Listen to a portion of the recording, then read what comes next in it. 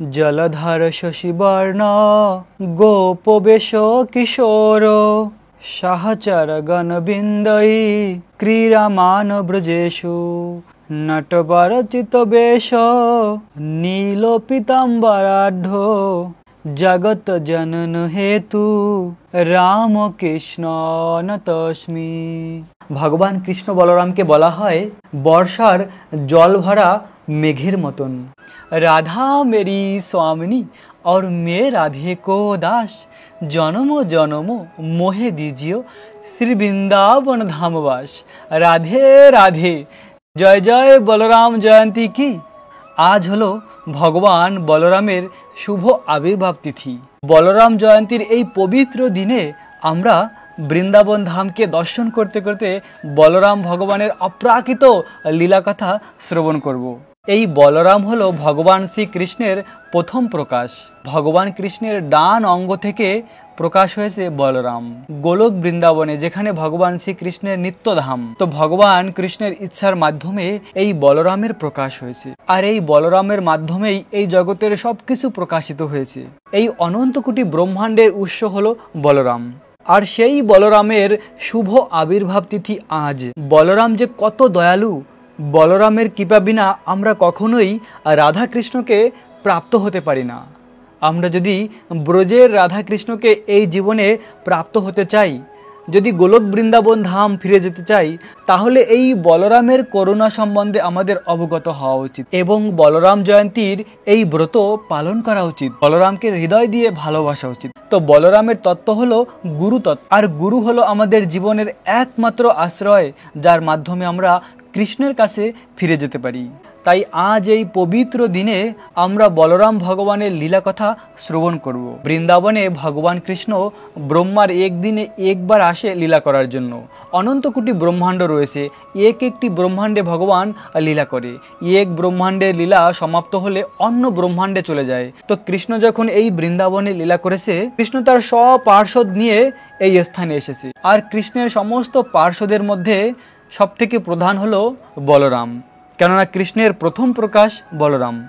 তো বলরামও কৃষ্ণের সঙ্গে বৃন্দাবনে জন্মগ্রহণ করে। ভগবান কৃষ্ণ মথুরায় দেবকী মায়ের গর্ভে জন্মগ্রহণ করে এবং জন্মের পরে বসুদেব তাকে গোকুলে নিয়ে যায় নন্দ মহারাজের গৃহে। আর ভগবান কৃষ্ণের জন্মের আগে দেবকী মায়ের গর্ভে বলরাম প্রবেশ করে। আর তখন ভগবান কৃষ্ণের যোগমায়া বলরামকে দেবকী মায়ের গর্ভ থেকে রোহিণী মাতার গর্ভে স্থানান্তরিত করে। বসুদেবের আর এক পত্নী হলো রোহিণী। আর এই রোহিণী মায়ের গর্ভে প্রবেশ করে বলরাম। ভগবান কৃষ্ণের একটি শক্তি রয়েছে যোগমায়া শক্তি। আর এই যোগমায়া শক্তি বলরামকে এক স্থান থেকে অন্য স্থানে নিয়ে যায় গোকুলে। আর গোকুলে রোহিণী মায়ের গর্ভে বলরাম জন্মগ্রহণ করেছিল আজকের এই তিথিতে। আজকের এই বলরাম জয়ন্তী হলো বলরাম ভগবানের আবির্ভাব তিথি। বলরাম নামের মানে হলো আধ্যাত্মিক বল। তো বলরাম আমাদের আধ্যাত্মিক বল প্রদান করে, যার মাধ্যমে আমরা কৃষ্ণের কাছে ফিরে যেতে পারবো। আর এভাবে বৃন্দাবনে প্রকট হয়ে বলরাম ভগবান কৃষ্ণের সঙ্গে অনেক প্রেমময়ী লীলা করেছে। বলরাম প্রতিদিন তার ছোট ভাই কানহা কৃষ্ণকে নিয়ে বৃন্দাবনের অরণ্যে যেত গোচরণ লীলা করার জন্য। আর কানহা তো ছোট ছিল, তাই কানহাকে বলরাম দেখভাল করত। কানহাকে কখনো গুহার মধ্যে প্রবেশ করতে দিত না। বলরাম কানহাকে ধরে রাখতো যে কানহা তুমি যেতে পারবে না, তুমি যদি যাও, যদি তোমাকে খুঁজে না পাই। এভাবে বলরাম কৃষ্ণকে 5টি রসে ভালোবাসে। কখনো বাৎসল্য রসে কৃষ্ণকে শাসন করে, কখনো সখা হয়ে কৃষ্ণের সঙ্গে সখ্য রসের লীলা করে, আবার কখনো দাস্য রসে কৃষ্ণের চরণকে ম্যাসাজ করে। এভাবে 5টি রসে কৃষ্ণের সেবা করে ভগবান বলরাম। যখন বৃন্দাবনের অরণ্যে কৃষ্ণ সখাদের নিয়ে লীলা করেছে, তখন বলরাম এভাবে বিভিন্ন গাছের ফলের জুস দিয়ে কৃষ্ণকে সাজাতো। বৃন্দাবনের বনের মাঝে অনেক অনেক সুন্দর ফুল ফোটে, আর অনেক রকমের ফুল দিয়ে কৃষ্ণকে সাজাতো বলরাম। আর সব সময় কৃষ্ণের প্রতি অপ্রাকৃত প্রেম বলরামের। তাই তো বলরামকে বলা হয় সেবক ভগবান, আর ভগবান কৃষ্ণ হলো সেব্য ভগবান। সমস্ত অবতারের মূল হলো ভগবান কৃষ্ণ, আর সেই কৃষ্ণের প্রথম প্রকাশ এই বলরাম। আর এই বলরামের একটি মাত্র কাজ, কিভাবে কৃষ্ণের সেবা করা যায়, কৃষ্ণকে কিভাবে আরো বেশি প্রসন্ন করা যায়। বলরাম 24 ঘন্টাই কৃষ্ণের সেবায় নিয়োজিত থাকে। তো বৃন্দাবনে কৃষ্ণের প্রতিটি লীলার সঙ্গে বলরাম রয়েছে, এবং বৃন্দাবনের অনেক অসুরকেও বলরাম বধ করেছে। তো একবার বলরাম ঘুমিয়েছিল, আর ঘুমিয়েও কৃষ্ণের কথা চিন্তা করে। তো এভাবে ঘুমিয়ে বলরাম বলছিল, কানহা কানহা, তুমি ব্রজবাসীদের আর এভাবে কষ্ট দিও না। ব্রজবাসীরা তো কেউ জানে না যে তুমি ভগবান। তুমি আর কতটা সময় এভাবে কালিয়া নাকের সঙ্গে ক্রিয়া করবে? আসলে যখন কালিয়া দমন লীলা হয়েছিল, তখন ভগবান কৃষ্ণকে কালিয়া নাগ তার শরীর দিয়ে আবরণ করেছিল। তার দিক থেকে ভগবানকে আবৃত করেছিল এই কালিয়া নাগ। আর ব্রজবাসীরা সকলে ভয় পেয়েছিল, এবার আমাদের কানহার কি হবে? কানহাকে তো কালিয়া নাগ এখন মেরে ফেলবে। তাই তো মা যশোদা, নন্দ মহারাজ, সকল ব্রজবাসীরা খুব কান্না করছিল। আর বলরাম তো ভগবান কৃষ্ণের প্রথম প্রকাশ, বলরাম তো সবকিছু জানে যে কানহা কে। কানহা যে স্বয়ং ভগবান, অখিল ব্রহ্মাণ্ডের মালিক, কানহাকে কে মারতে পারে? আর সেই কথাই বলরাম ঘুমিয়ে বলছিল, কানহা, তুমি আর ব্রজবাসীদের এভাবে কষ্ট দিও না। ব্রজবাসীরা দেখো তোমার জন্য কি কান্না করছে। তুমি এখনই এই কালিয়ানাগকে বধ করো এবং ব্রজবাসীদের এই কষ্ট থেকে মুক্তি দাও। এভাবে ঘুমিয়েও সবসময় কৃষ্ণের বিভিন্ন লীলা স্মরণ করত বলরাম। এরকম হলো বলরামের প্রেম। আর তখন কেউ বলরামকে উঠিয়েছিল যে, বলরাম তুমি কি বলছো ঘুমিয়ে? তো বলরাম উঠে লজ্জা পেয়েছে, আবার সঙ্গে বলরাম ঘুমিয়ে পড়েছে।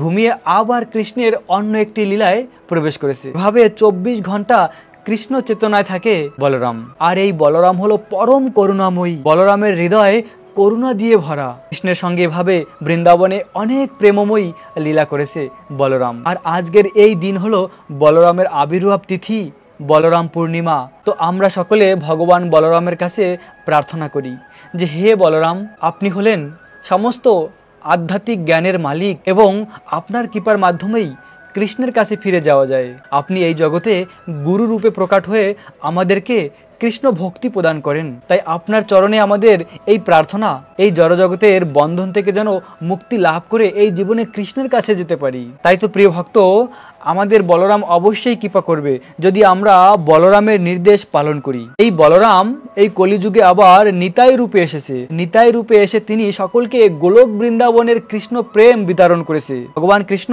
ব্রজলীলা সমাপ্ত করে যখন তার স্বধাম গিয়েছে, তখন কৃষ্ণ তার করুণার প্রকাশ করেছে যে, আমি যে অপ্রাকৃত ব্রজলীলা করেছি, এই লীলা কি করে বদ্ধ জীব বুঝতে পারবে? কি করে বদ্ধ জীব আমার কাছে ফিরে আসবে, আমার সনাতন ধাম গোলক বৃন্দাবনে? তাই তো কৃষ্ণ আবার এই কলিযুগে ভক্তরূপে এসেছে, চৈতন্য মহাপ্রভু রূপে। আর কৃষ্ণের ভাই বলরাম নিতাই রূপে এসেছে। আর এই নিত্যানন্দ প্রভুর কাছেই ছিল কৃষ্ণ প্রেম। ভগবান কৃষ্ণের যে অপ্রাকৃত করুণা কার কাছে রয়েছে? কৃষ্ণ তার শুদ্ধ ভক্তর মাধ্যমে আমাদেরকে কৃপা করে। তাই তো ভগবান কৃষ্ণের এই প্রথম প্রকাশ বলরাম এই কলিযুগে নিতাই রূপে এসে সকলকে কৃষ্ণ প্রেম বিতরণ করেছে। নিত্যানন্দ প্রভু হলো গুরু তত্ত্ব।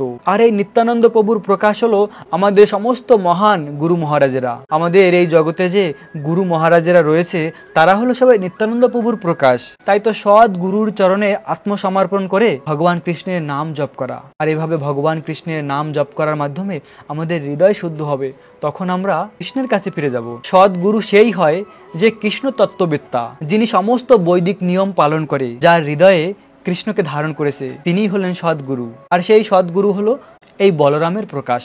একচক্রা ধামে আবির্ভূত হয়েছিলেন নিতাই রূপে, আর তিনি সকলকে কৃষ্ণ প্রেম দান করেছে। গোলক বৃন্দাবনের প্রেমধন হলো হরিনাম সংকীর্তন, আর সেই প্রেমধন নিয়ে এসেছে, সকলকে অকাতরে বিলীন করেছে। আর আমরা যদি সেই প্রেমধনকে গ্রহণ করি, কৃষ্ণ নাম জপ করি, তাহলে এই জীবনের শেষে আমরা কৃষ্ণের কাছে ফিরে যেতে পারি। তাই তো বলরাম জয়ন্তীর এই পবিত্র দিন থেকে আমরা ভগবানের অপ্রাকৃত নাম জপ করা শুরু করতে পারি। তাহলে বলরামের কৃপা আমরা আরো বেশি প্রাপ্ত হব। কেননা আজকের এই দিন হলো অতি পবিত্র বলরাম জয়ন্তী। বেশি বেশি করে ভগবান বলরামের এই কথামৃত শ্রবণ করুন, কৃষ্ণের নাম জপ করুন, তাহলেই ভগবান বলরামের কৃপা প্রাপ্ত হবেন। ভগবান বলরাম সব থেকে বেশি প্রসন্ন হয় কেউ যদি ভগবান কৃষ্ণের নাম জপ করে, কেননা বলরাম এটিই চায় যেন আমরা কৃষ্ণ ভক্তি করে জীবনকে ধন্য করি। তাই তো ভগবান এই ব্রজলীলা করেছে, যেন আমরা এই লীলাকে শ্রবণ করি, এই লীলা ভূমিকে দর্শন করে আমাদের জীবনকে ধন্য করতে পারি। বলরাম জয়ন্তীর অনেক অনেক শুভেচ্ছা এবং অভিনন্দন আপনাদের সকলকে। আশা করি এই বলরাম জয়ন্তীর ব্রত পালন করে আপনারা সকলে ভগবান বলরামের বিশেষ কৃপা প্রাপ্ত হবেন। রাখবেন নিজেদের অনেক যত্ন, থাকবেন কৃষ্ণ ভাবনাময়। রাধে রাধে।